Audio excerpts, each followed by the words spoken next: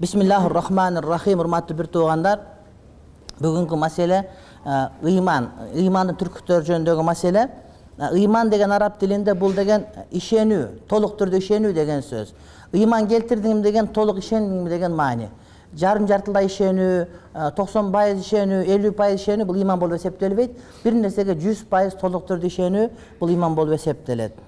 Иман деген араб тилинде бул ат-тасдиq бил калб, жүрөк менен ишенүү, анан тил менен моюнга алуу. Тил менен моюнга алуу болот. Мен ишенгенин ишене жүрөк менен. Ana ошол ишенгениңи тил менен ачыкка чыгарсаң, мына ошол иман деп эсептелет. Эми жүрөк менен ишенип туруп, тил менен чыгарбасаң, сен Кудай астында мусулмансың, бирок биздин астында мусулман эмессиң. Биз сага мусулман өкүмүн аткарып, сени мисалы үчүн мусулман деп билип, сага деген кыз берип, сенден кыз алып, келин алып, сени бизди мазарга коюп, мусулман деп мамиле кылыш үчүн сенин тилиңен чыгыш керек. Эгер тилиңен чыкпай эле жүрөгүң менен мусулман болбасаң, анда биз сени мусулман деп эсептей албайбыз. Бирок Кудай астында мусулман боло бересиң. Имандын негизги түркүтөрү 6. Биринчиси, урматтуу бир туугандар, бул эмне? Аллах Таалага иман келтирүү. Аллах Таалага иман келтирүү. Экинчиси, Аллах Тааланын периштелерине иман келтирүү. Үчүнчүсү, Аллах Тааланын бизге түшүргөн китептерине иман келтирүү.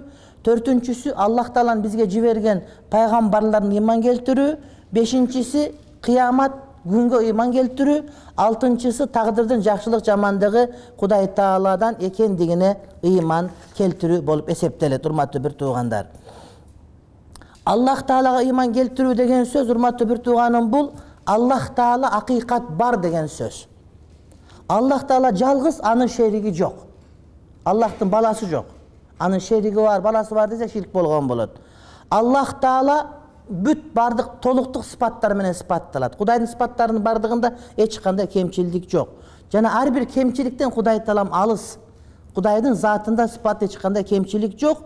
Аллах Таала ибадаттын бардыгына ылайыктуу. Аллах Тааланын буйруган ибадаттарын гана биз аткарабыз деген Аллага иман келтирүү мына ушундай болот, урматтуу бир тууганым. Ибадаттын бардыгы Кудай Таалага гана багытталат деген сөз. Ибадат Кудайдан башкага багытталса, бул ширк болуп эсептелет. Экинчиси, периштелерге иман келтирүү деген сөз, урматтуу бир тууганым, бул периштелер бар деп иман келтирүү, жана периштелер нурдан жаратылган деп иман келтирүү. Адамдар топурактан жаратылганбыз, а периштелер эмнеден? Нурдан жаратылган. Ошондой эле периштелер эч качан күнөө кылышпайт, алардын күнөө кыла турган кудурети дагы жок. Алар дайыма Кудай Тааланын эмне ибадатында болушат. Ошондой эле Кур'ан-ы Каримдеги айтылган периштелер, хадистерде айтылган периштелер жана айтылбай калган бардык периштелердин бардыгына чогуу иман келтиребиз. Жебирел периштени айткан мисал үчүн, андан сырткары хадистерде келген Мункар, Накир деген периштелер бар. Ошолорго толук ишенебиз жана биз билбеген периштелерге дагы толук түрдө ишенебиз. Андан кийин, урматтуу бир тууганым, Аллах Тааланын китептерине иман келтирүү деген бул ошол Аллах Таала китептер түшүргөн. Китептердин бардыгында адамдардын туура жол табуусу үчүн айтылган маселелер бар. Китептердин бардыгында Куран баш болуп, адамдар дүйнөдө ахиретте кантип бактылуу болот дегенге жооп берген китептер бар. Азыркы мисал үчүн биз көп китеп окуйбуз да. Китеп окуганда китептер бар, көңүл көтөрө турган, ар кандай мисал үчүн нравалык китептер бар, ар кандай математика боюнча китептер бар. Куран китептин мааниси адамдарды бактылуу кылуу үчүн келген китеп деген. Анан ошо Кудайдын китептердин бардыгы туура, бардыгы чын. Инжилдагы, Тоораттагы, Забурдагы чын деп билебиз, бирок ошолордун бардыгы бизге чейин өзгөрүлүп, бурмаланып кеткен деген түшүнүк менен жашайбыз биз. Андан кийин пайгамбарларга иман келтирүү, пайгамбарлардын бардыгы акыйкат, ар бир үммөткө, ар бир элге өзүнчө пайгамбар келген, акыркы пайгамбар Мухаммед пайгамбарыбыз, пайгамбарлардын бардыгына толук түрдө иман келтиребиз. Алардын саны Кур'ан-ы Каримде 25, бирок толук санын эч ким билбейт деп билебиз. Кудай гана билет, пайгамбар гана билет. Андан кийин кыямат күнгө иман келтирүү, бул деген Кудай Таалам кабар берген бардык кабарга ишенебиз. Ошондордун ичинде өлгөндөн кийин кайра тирилүү деген бар, жана кыямат күн деген бар, урматтуу бир. Кыямат күн бул деген эсеп күн деген сөз.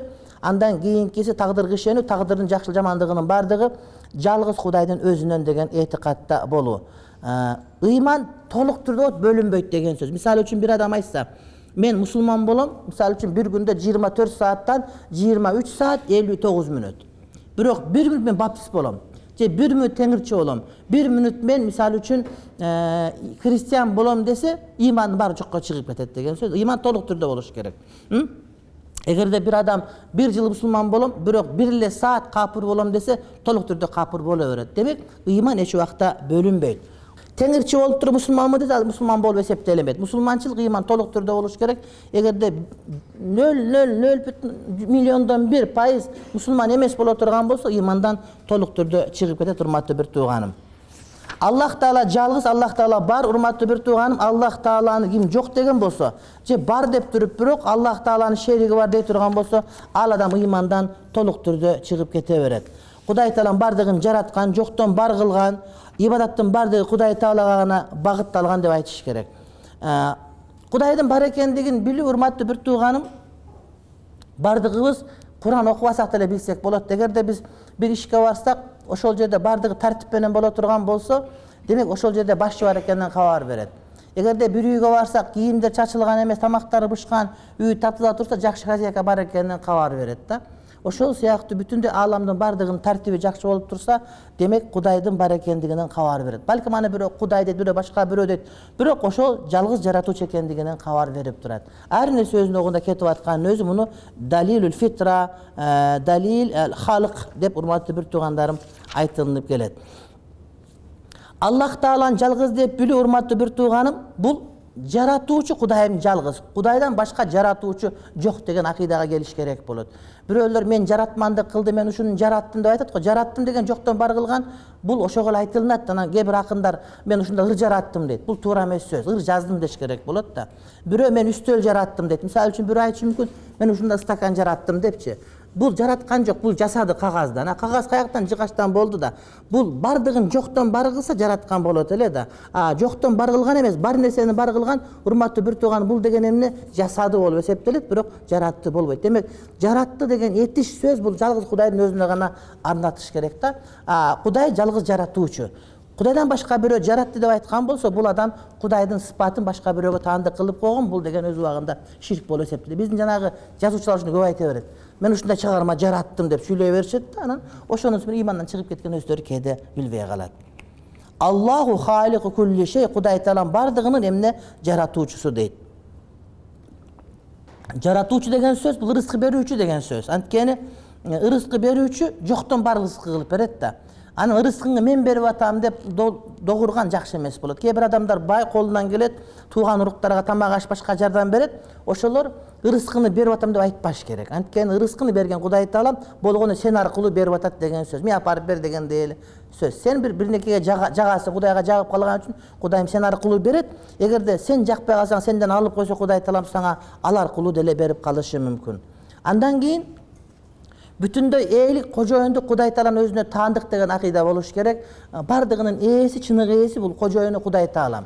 Misal üçün biz kançalık baylıkka, biylike ev bolboyluk urmatlı bir tuğan ölүү menен andan biz kutulabız. Al bizdin baldarga muras kalıp je başka biröөгө kalıp kete beret da. Hiç kaçan bir nersege biz eylik kıla albayız urmatlı bir tuğanım. Oşol siyahtı öyle biz özübüzgө eylik kıla albayız. O vakt saati kelgende özü tapşırıp kete bere turgan bolobuz da. Demek her nersenin çınığı eesi bul emne Kuday Taala'm. وَلَمْ يَكُنْ لَهُ شَرِيكٌ فِي الْمُلْكِ Furkan suresinde gelir, birlikte, padişalıkta Kudayga şerik eçkin bolboyt degen ayat gelet. Andan keyinki masele urmatlı bir tuğanım, bul öküm çıgaruuda, mıyzam çıgaruuda, buyruk berүүdө, tıyuuda jalgız ökümdar bul Kuday Taala'm özü bolot. Kudayım bol degeni bolot, bolbo degeni bolbot. Kudayım tıyuu salgan tıyuu salыныш gerek, Kudayдын buyruğun atkarılış gerek bolot. Ansa bizden de parlament çıkargan mıyzamlar kanday bolot dese, eşteki bolboyt al. Antkeni bizdin fatva çıkargan alımdarçı, alar da oşonday. Antkeni bulardın bardığı Kudayдын bizge bergen buyruğun bizge aytıp berүүчүlөр gana dep tuura düşünüş gerek. Kebirler Kudayдын buyruğuna karşı mıyzamдар çıkarışat, al mıyzamдар çıkargandan al mamleketти bülündürgün kalıp kele turgan mıyzamдар urmatlı bir tuğanım. Parlamentте же башка жерде чыгарылган мыйзамдар эгерде ошол акыйкатка туура келбей турган болсо, бул деген мамлекеттерди бүлүндүрө турган, элди бүлүндүрө турган мыйзамдар. Чыныгы өкүм бул Кудай Таала тарабынан гана түшүрүлгөн өкүмдөр болуп эсептелет. Андан кийинки маселе Кудайды жалгыз деп билген, бул Кудай Тааланы ибадатта жалгыз деп билүү. Yani ibadattардын бардыгы жалгыз гана Кудайга багытталат деген түшүнүктө ыйманда болуу керек болот. Сураганда, жалбарганда, орозо тутканда, зекет бергенде, намаз окуганда, бардыгында, корккондо, үмүт кылганда, тобокел кылганда жалгыз Кудайдын өзүнө гана багытталыш керек деген түшүнүк биздин бардыгыбыз урматтуу бир туугандар болуш керек. Ансыз биздин акыйдабыз туура эмес болуп эсептелет. Андан сырткары Аллах Тааланы жалгыз деп ишенүү, урматтуу бир тууганым, biz şirkten alыс болуубуз деген сөз болот. Эгерде биз Кудайды жалгыз деп билип туруп, бирок ширкке кирип кетсек, анда урматтуу бир туугандарым, ал нерсе урматтуу бир туугандар акыйдабызды бузуп коет. Мисалы үчүн, жанагыдай аснам деп коет, курчактарга, таштарга сыйынуу. Жанагыдай Будданын айкелине сыйынуу сыяктуу эстеликтерге сыйынуунун бардыгы ошол ширктин түрлөрүнө кошулат. Күнгө сыйынгандар, айга сыйынгандар, жылдыздарга сыйынгандар, периштелерге сыйынгандар, жиндерге сыйынгандар, пайгамбарларга сыйынгандар, ошолордун бардыгы урматтуу бир тууган эмне туура эмес. Молдолорго, аалымдарга сыйынгандар. Мисалы үчүн бизде сопучулук жолун кармангандар бар да. Ошонун чектен чыгып кеткендери бар, өздөрүнүн устаздарын Кудай катары көрүп алышат да, устазым көрүп турат, билип турат, кокуй антип койду, минтип койду деп Кудайдын сыпаттарын адамдарга берип коет. Кээ бирлер бар, урматтуу бир тууганым, тагут деп коет, булар деген жанагыдай залымдарга сыйынып алгандар бар да. Бийликтегилер болот дагы, булар залым болуп, күчү менен, бийлиги менен коркутуп, адамдарды өздөрүнө сыйындырып алган Фирауынга окшогондор болот. Андан сырткары өзүн өзү сыйынып алгандар бар, өзүн башкара албайт. Өзүнүн ой эмнени кааласа, нафси эмнени кааласа, ошонун аркасынан жүгүрүп, ошого сыйынып алгандар бар. Мына ушулар дагы ширк келтирген болот.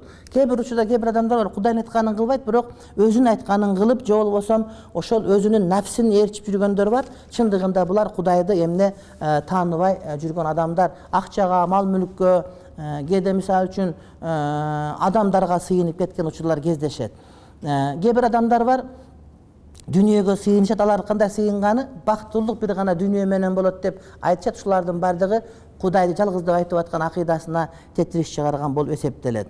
Ширк экиге бөлүнөт. Ачык ширк, анан кийин жабык ширк болуп бөлүнөт. Ачык элдин баары көрүнүп турат, ал эми жабык ширк бул адамдын жүрөгүндө боло турган маселе. Сыртынан сонун эле мусулман, бирок жүрөгүндө Кудайдан башкага дагы сыйынып, уйга сыйынып, торпокко сыйынып, эстеликтерге сыйынып, башка кылып кеткендер дагы бар. Кудай Таалам ошолордун жамандыгынан сактасын. Андан сырткары Кудайдан башка менен касам ичкен дагы ширк болуп эсептелет. Мисалы үчүн бизде нан урсун, туз урсун деген сөздөрүбүз бар. Ошолор караңгы ай урсун, түн урсун, кандуу жол урсун деген сөздөрдүн, нан урсун дегендердин бардыгы туура эмес. Бунун бардыгы касам, бир гана касам Кудайдын аты менен ичилет, урматтуу бир тууганым. Кыргыз элинде ушундай бир жанагыда тузга сийип берем деп дагы айтышат. Мисалы үчүн ошолордун бардыгы таптакыр шариятка туура келбеген, ширктин бир түрүнө кирген маселе. Андан сырткары урматтуу бир тууганым, жанагы биз бир неке десек, Кудай кааласа деп айтсак, Кудай кааласа, сен дагы кааласаң деп өзүн кошуп коет го. Ал туура эмес болот. Анткени бардыгы Кудайдын каалоосу менен болот. Адамдын каалаганын бардыгы эле урматтуу бир туугандарым боло бербейт. Андан сырткары чоң ширк, кичине ширк деген бар. Чоң ширк деген дароо ачык ширкке чыгарат, ал эми кичине ширк дегени барып ширкке өтүп кетиши мүмкүн деген сөз. Мисалы үчүн бир адам бар, бул барып эле тоого сыйынып атса, ташка сыйынып атса, садаган кетейин жер деп жерге сыйынып сууга таянып аткан болсо, бул ачык ширк болот да. Анан бирөө бар, адамдарга көрүнөйүн, кожо көрсүн, эл көрсүн деп кылат. Бул жабык кичине ширк. Бул барып ширкке айланат. Мисалы үчүн умрага кетип атканда жарыя кылат, элдин бар умрага кетип атам, көргүлө мени деп, ошону мактанганын жарыя кылып, эми биз дагы жарыя кылабыз, болгону бир адам умрага келсе деп. Өткөндө келгенден кийин умрачылардан көбөйгөнүнө бир себеп болду деп сүйүнүп атабыз. Анан сабактарды да ошо умра деп чыгарганыбыз, адамдар умрага барсак жакшы болот экен, умраны билип алса деп адамдарга бир багыт берген үчүн. Болбосо кылган ибадат урматтуу бир тууганым эмне жашырын бойдон калыш керек. Кимдир бирөө эл көрсүн, адамдар көрсүн деп ибадат кыла турган болсо, бунусу кичине ширк болот. Барып адамды урматтуу бир тууганым эмне имандан чыгарып коет. Инна ширка ла зулмун азим. Кур'ани Каримде албетте ширк эң чоң зулумдук дейт. Bir adam adiletli olup görünüp, bir Kudaydı tanıbay şirk kılıp atkan bolsa, bul adam en çok şirkке urmatlı bir tuğanım gelip ketken bol eseptelet dağı. Anan oşo şirk adamdın amallarının bardığın jokko çıgarıp, adamdın amallarının urmatlı bir tuğanım bulgap koy oturgan jaman bir nerse. Allah'tın ısım sıfatları Kuday Taalam urmatlı bir tuğanım daima tirü, бардығын билип турат, бардығына кадыр, бардығына өкүмдар, ар бир кылган ишинде, айткан сөзүндө чындык гана бар, угуучу, көрүүчү, Кудай Таалам өзү сүйлөөчү. Урматтуу бир тууганым, ушундай этикаттар менен гана биз, урматтуу бир тууганым, Кудай Таалам бар экендигин билип турабыз. Кудайым жалгыз деп айтып койгон, урматтуу бир тууганым, ошону менен чектелбеш керек. Балким анын ичинде Кудай Таалам эч убакта уктабайт. Кудай Таалам алсыз эмес. Кудай Таалам бардык мактоолор татыктуу. Ал бир нерсени унутушу мүмкүн эмес. Кудайым бардыгын көрүп турат, билип турат деген сөз болот, урматтуу бир тууганым. Анан Кудайды жалгыз деп таануу, Кудай Таалага ибадат кылууга сөзсүз түрдө байланышкан. Кудай Таалам өзүнүн пенделерин Кудайга сыйынууга буйрук берет. Эгерде кимдир бирөө Кудайга сыйынбай айткан болсо, анда Кудайды толук тааныбай айткан экен деп биз ага кабар беребиз. Мисалы үчүн бир адам бар, багымдаттан уктап калат, анан ыйманым бар дейт. Кандай ыйман, сен намазга тургуза албаган деген сөз. Ошол сыяктуу эле Кудайга ишенем деп бирөө Кудайга сыйынбай айткан болсо, анда бул адамдын ыйманы, урматтуу бир тууганым, кайсы бир деңгээлде кемчилдикте бизге көрүнүп тура берет. Эгерде бир адам Кудайды анык биле турган болсо, анын пайдасы эмне десе, бул адам Кудайды тааныганда өзүн таанып баштайт. Эгерде адам Кудайды тааныбаса, өзүн тааный албайт. Адам өзүн тааныбаса, өзүн урматтап сыйлай албайт. Адам болгостон айбан болгонго, урматтуу бир тууганым, кадимкидей толук түрдө түшүп кирип кете бериши мүмкүн. Кудайды түз таануу адамдын бактылуу жашоосун камсыз кылуу деген сөз болот. Эгерде адам Кудайды тааный албаса, бул адамдын бактылуу болуусу күмөндүү, эч убакта бактылуу болбойт, жана бактысыз болуп калуусу аныктыр, урматтуу бир тууганым. Ошон үчүн Кудай Таалам кимге жакшылык кааласа, анын көкөрөгүн динге ачып коет дейт. Көкөрөгү дин жөнүндө сөз укканда рахат алууга аттагы, Кудайым кимге жакшылык каалабаса, анын көкөрөгүн кысып коет. Ушунчалык деңгээлде адам аспанга көтөрүлгөн сайын көкөрөгү канчалык кысылса, бул дин уккан сайын ошончолук көкөрөгү кысылат дейт да. Демек дин жөнүндө сөз болгондо уккусу келбей, кысылып, жүрөгү сыгылып, укпай атып кыйналып аткан адамдар, демек буларга Кудай Тааланын жакшылыгы жазылынган эмес деген сөз. Экинчи бир пайдасы, ошол таң калган, эмнеге асманга чыккан деп, көз аспанда аз болот дагы, адам бийиктеген сайын адамдын дем алуусу кыйындай берет. Космоско чыккан сайын. Ошондуктан ошол аят Кур'ан-ы Каримде бар, урматтуу бир тууганым. Мына ушуну көп адамдар окуп алып, таң калып, азырга чейин эстеринен чыгара албай жүрөт. Анан эң негизгиси, Кудайды тааныгандагы маселе бул Аллах Тааланын ыраазылыгы. Эгерде Кудайым бизден ыраазы болсо, анда Кудай Таалам бизге жакшылыгын берген болот. Эгерде Кудайым бизден нааразы болсо, анда биз жакшылыкка жетпей калган болуп эсептелебиз. Негизи бул жерде сабак үчүн келбейбиз. Биз сабак өзүбүздүн жерибизде болот. Бул жерде ибадат, анан ошол чогулуп туруп бирибиз менен бирибиз көрүшүп туралы деген максатта гана бир аз сабак уюштуруп этебиз. Бирок негизги максат пайгамбардын жанына ошол жерде эмне дуа зикирде болуу. Амин. Бисмиллахир-рахманир-рахим. Раббана атина фид-дунья хасана ва фил-ахирати хасана ва кина азабаннар. Амин. Бирахматика архамар рахимин. Каалоочулар укканга мен даярмын. Столуңар жетелеп келип отурсаңар боло берет жанымда.